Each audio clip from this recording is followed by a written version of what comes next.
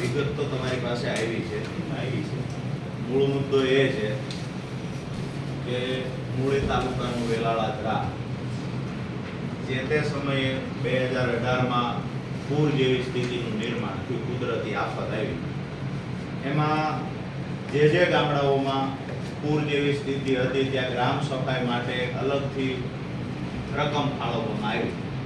જે અનુસંધાને વેલાળામાં એક રકમ ફાળવવામાં આવી કે ગામ સફાઈ માટે થઈ અને જે લોકોએ મનરેગા યોજના અંતર્ગત ગામ સફાઈનું કામ કરવાનું અને એ લોકોને એનું વળતર ચૂકવવામાં આવશે.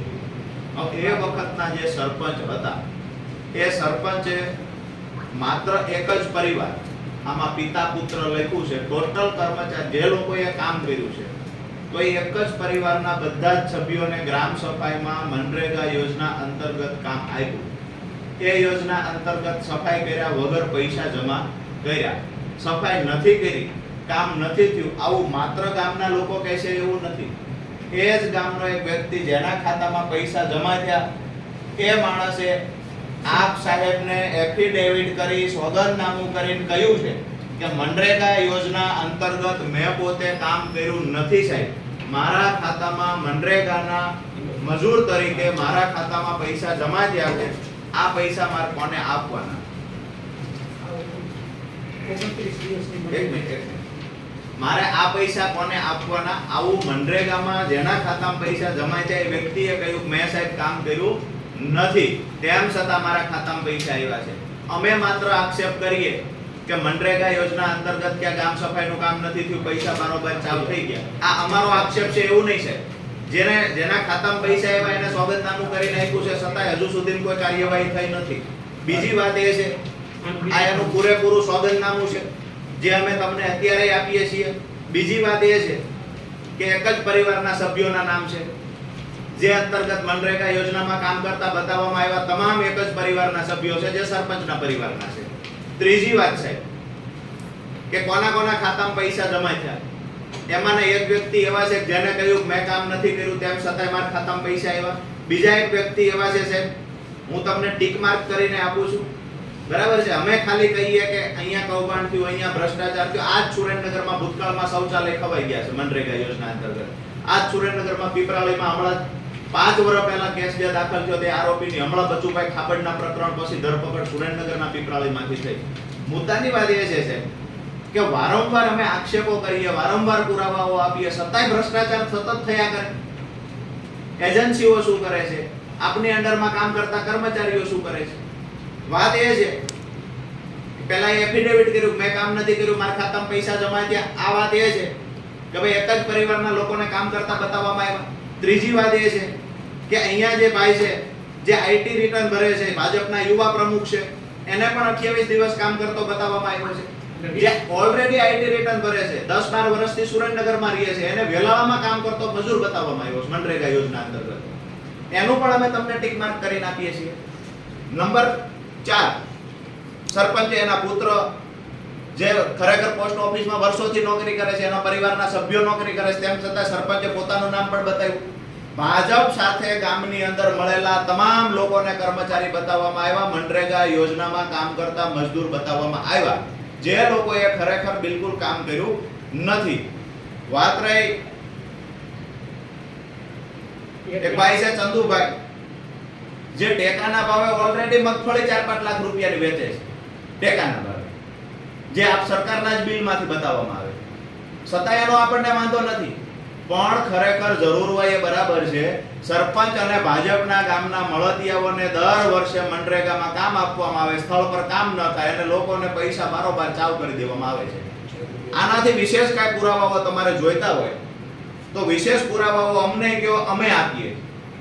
હવે તમારા ટીડીઓ જ્યારે આ ભાઈઓ તમને વેલાળાથી ભાઈ અમારે અમૃતભાઈ રજૂઆત કરવા આવ્યા, અશોકભાઈ, દીપકભાઈ, કિશોરભાઈ, આખી ટીમ રજૂઆત કરવા 10-15 દિવસ પહેલા આવ્યા, તો પરિસ્થિતિ એ થઈ કે તમે તપાસનું કીધું તો ટીડીઓએ જે લોકોએ ભ્રષ્ટાચાર કર્યો છે, જેને કામ કર્યા વગર પૈસા લીધા છે, એ લોકો પાસે ટીડીઓ જઈ અને રોજ કામ કરાવે છે. રોજ કામ કરાવે કે તમે લખી નાખો કે અમે કામ કરી દીધું હતું, અમે આ વર્ષમાં આટલા દિવસ કામ કર્યું છે, બરાબર છે. હવે તમે જે લોકોએ જ ભ્રષ્ટાચાર કર્યો છે એનું નિવેદન લઈ અને એનું રોજકામ કરીને એ જ અભિપ્રાય ઉપર આપી દઈશું, એ જ રિપોર્ટ ઉપર આપી દઈશું તો સાહેબ કોઈ મતલબ નથી. આપણે જો આને આ ચાલવા દેવું હોય તો અમે રજૂઆત કરવાની બંધ કરી દઈએ. શા માટે રજૂઆતો કરે જઈએ? તાલુકા વિકાસ અધિકારીની રહેમ નજર નીચે આ રાષ્ટ્રની અને રાજ્યની સાહેબ તિજોરી લૂંટાય છે.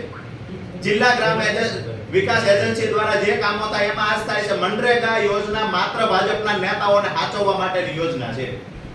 હવે અધિકારીઓ જો પોતે એના પર કાર્યવાહી નહીં કરે છે તો અમે ફરિયાદ કોને કરશું એ કહો તમે અમને. એમની સાહેબ 15 દિવસ પહેલા ગ્રુપ સાથે તમને આપ્યું હતું, અમે બધા આવ્યા હતા, પણ તમે એવું કીધું હતું સાહેબ કે 15 દિવસની પ્રક્રિયા કરશું. પણ આ તો 15 દિવસ એક્ઝેક્ટ થઈ ગયા. કોઈ પ્રશ્ન નથી. થશે, કાર્યવાહી થશે. એમને આને આ જે ભ્રષ્ટાચાર રહ્યો જેમ ટીડીઓ એ તપાસ કરી એવી રીતે તમે ના તો તમે કેવી રીતે આની તપાસ કરશો? એમ તો કહો પણ. ફૂલપ્રૂફ તપાસ કરીને એને કાર્યવાહી પણ કરશે. કેવી રીતે કરશો એની સિસ્ટમ તો કહો અમને. એક મિનિટ, આ માણસે સોગંદનામું કરી દીધું.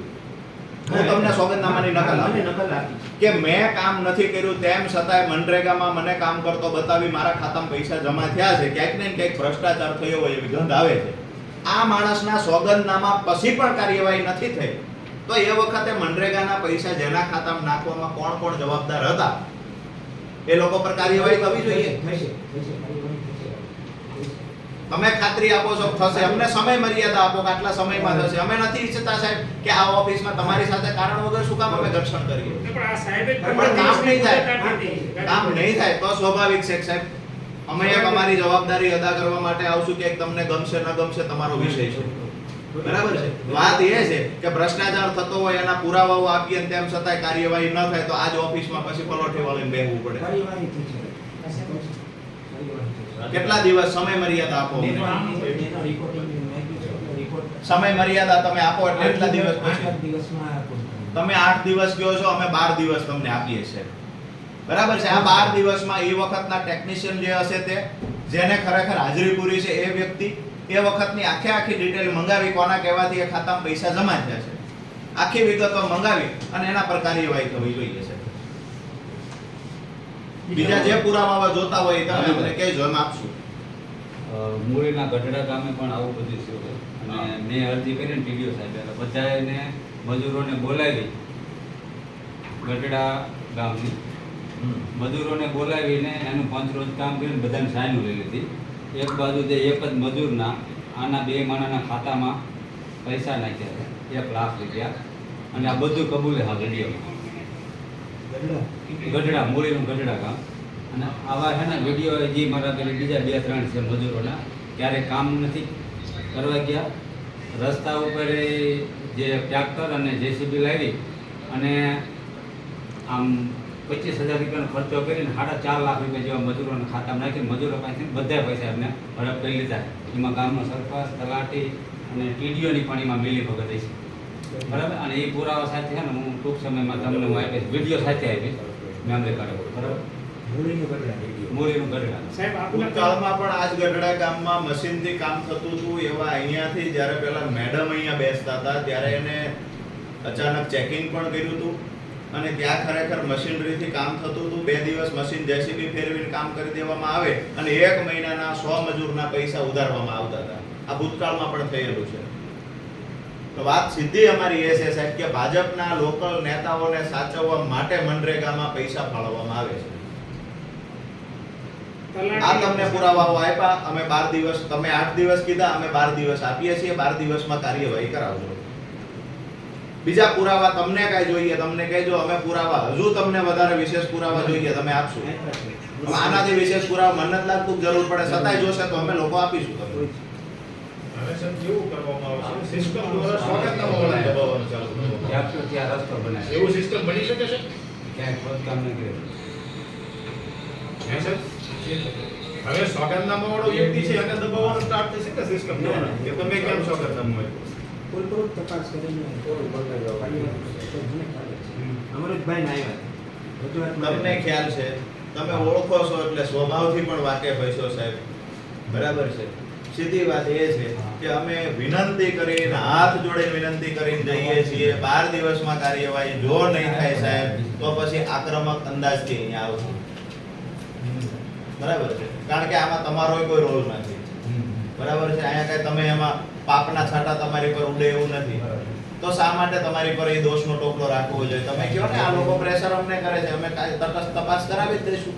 પછી અને મનરેગા તો સાહેબ તમે જાણો અને હું જાણું એક પ્રકારનો બંધારણીય કાયદાનું સ્વરૂપ લઈને છે.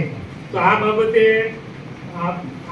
પરિણામલક્ષી તપાસ તમારે કરવી જ પડશે. બરોબર, નહીંતર આ મુદ્દો અમે છોડવાના નહીં, એટલું ફાઇનલ.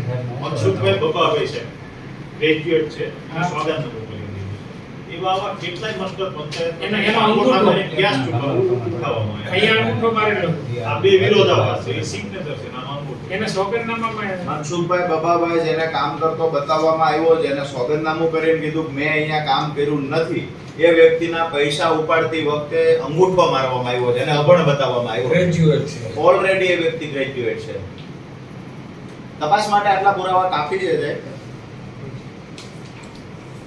બીજું કાંઈ કોઈને જે તે વખતના આવા બધા વિડીયો જેસીબી થઈને મશીન ગઢડા?